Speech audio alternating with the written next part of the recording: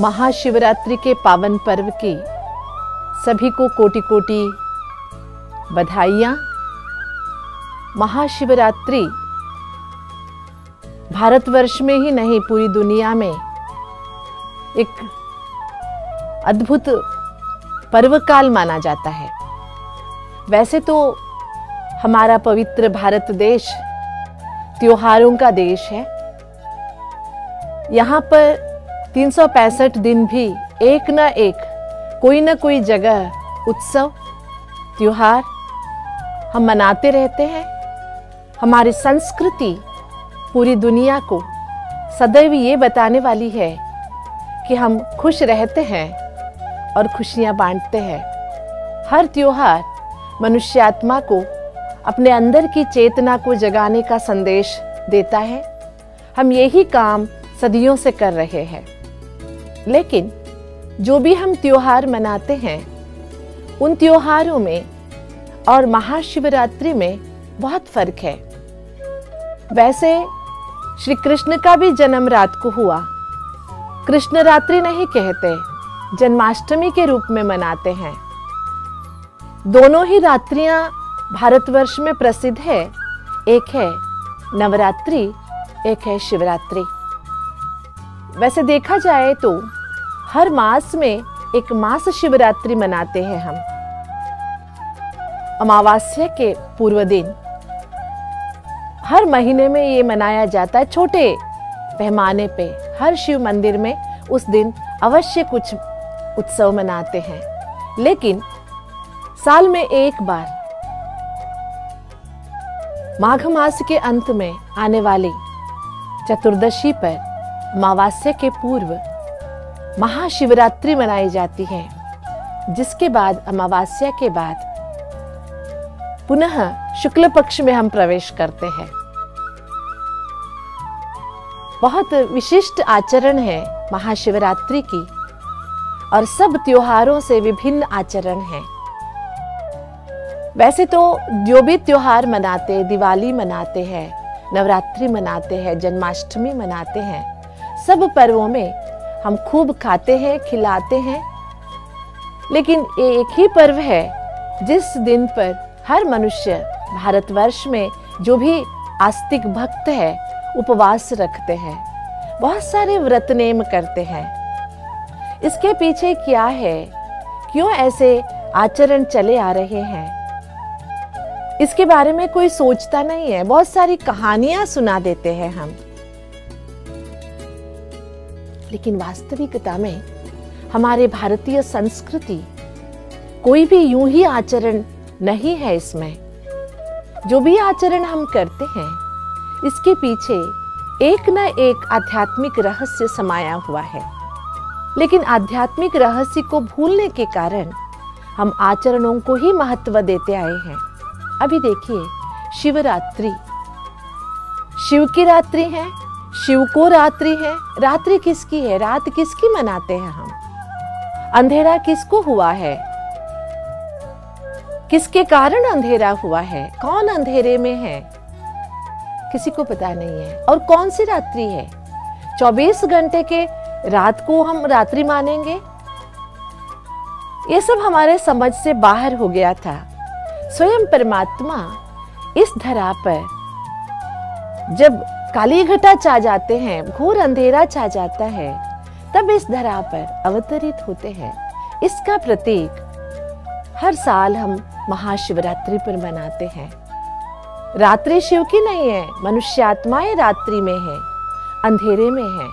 अज्ञान का अंधेरा है। अज्ञान का अंधेरे ने मनुष्य को इतना हद तक डुबो दिया, वो खुद को भी भूल गया और रोशनी के द्वार सभी बंद कर लिए। अभी स्वयं प्रकाश स्वरूप, आनंद स्वरूप परमात्मा शिव इस धरा पर अवतरित होते हैं। उसी रात को शिव की रात मानते हैं। ये स्थूल रात की बात नहीं है। जब कलयुग के घोर अंधकार में जब हर मनुष्यात्मा अपने आप को भूल गया, भटक रहा है, जैसे देखिए किसी को अल्जाइमर हो जाता है, वो अपने नाम को भी भूल जाता है, घर को भी भूल जाता है, पता भूल जाता है, तो उसे उसके घर पहुंचाने में बहुत परेशानी होती है। उसी तरह हम सब मनुष्यात्माएं इस धरा में आकर अपना पार्ट बजाते बजाते खुद को भूल गए। इतने तक भूल गए कि हम कहां से आए थे ये भी हमें पता नहीं रहा। तो ये सब हमें बताने के लिए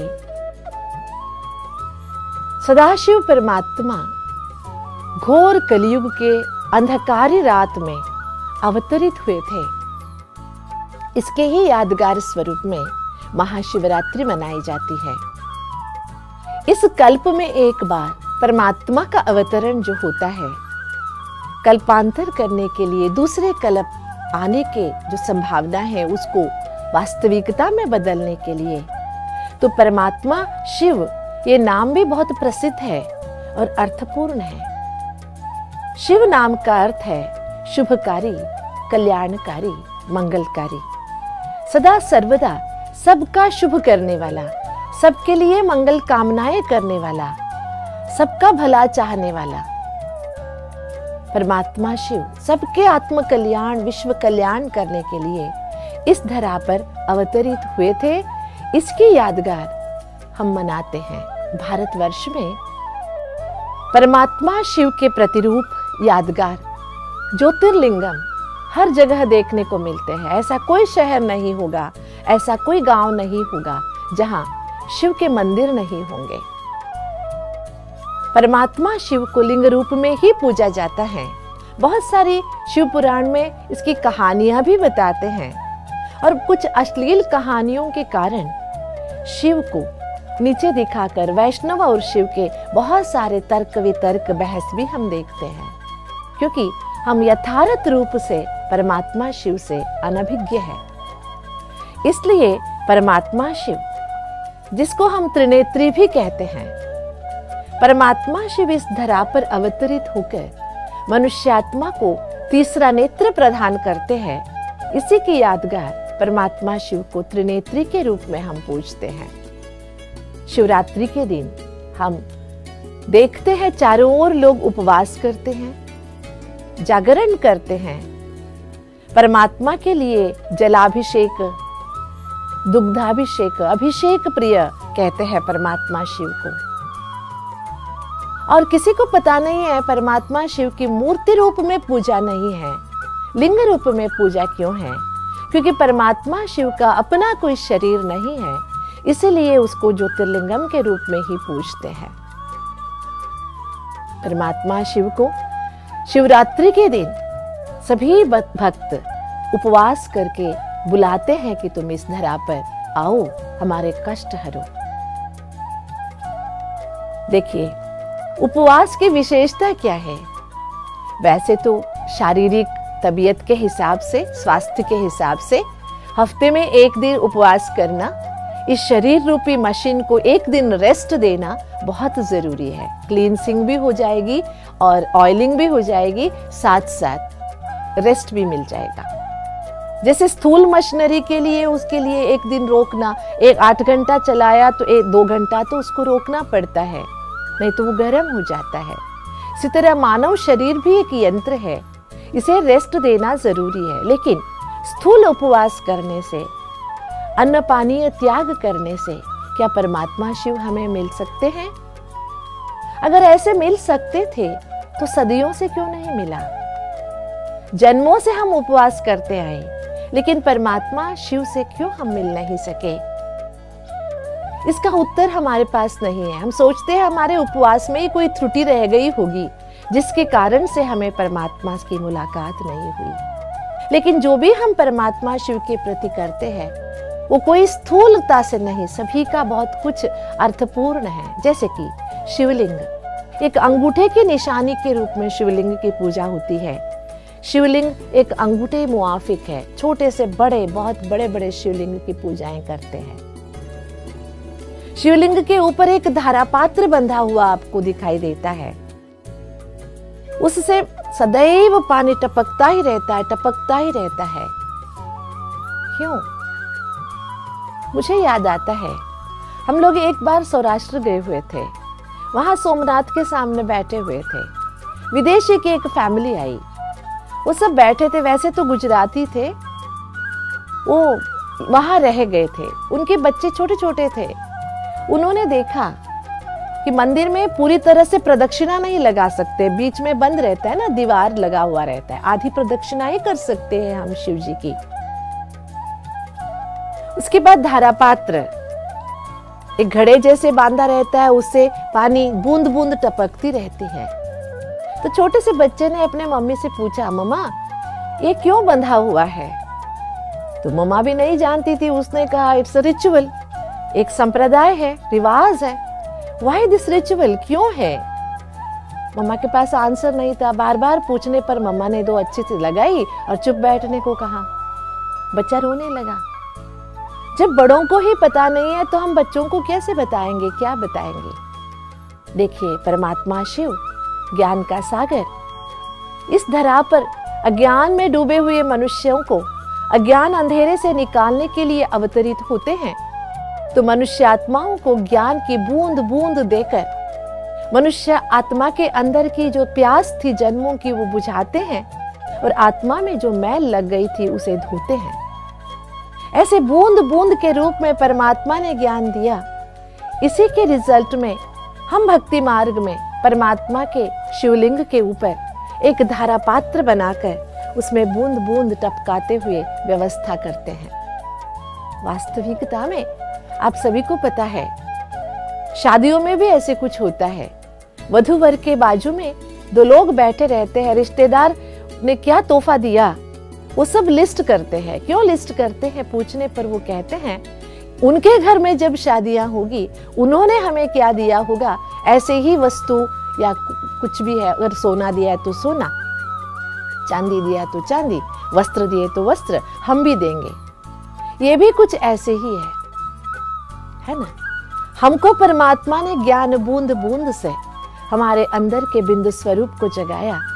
तो परमात्मा बिंदु स्वरूप के ऊपर हमने एक धारा पात्र घड़ा लटका दिया, जिससे बूंद बूंद पानी गिरता रहता है, जिसे अमृत समर कर लोग पीते हैं। ऐसे परमात्मा शिव के शिवलिंग पर त्रिपुंड लगाते हैं, 3 ऐसे नाम लगाते हैं। कहते हैं परमात्मा त्रिलोकीनाथ है, इसीलिए उसको त्रिपुंड लगाया जाता है। शिव भक्त भी त्रिपुंड लगाते हैं, विभूति भस्म ऐसे लगाते हैं। परमात्मा सच में तीनों लोकों का ज्ञाता है, त्रिलोकीनाथ है, हम सबको भी वापस ले जाने वाला है। इसीलिए परमात्मा साकार लोक, सूक्ष्म लोक और मूल लोक, तीनों लोकों को जानने वाला है और उसका अधिपति भी है। इसीलिए त्रिपुंड लगाते हैं। परमात्मा के आयुध, परमात्मा शिव के आयुध के रूप में त्रिशूल दिखाते हैं। वास्तव में कोई हिंसात्मक शस्त्र नहीं है त्रिशूल। परमात्मा इस सृष्टि के सृष्टि स्थिति लयकारी है, स्थापना पालना परिवर्तन करने वाला है।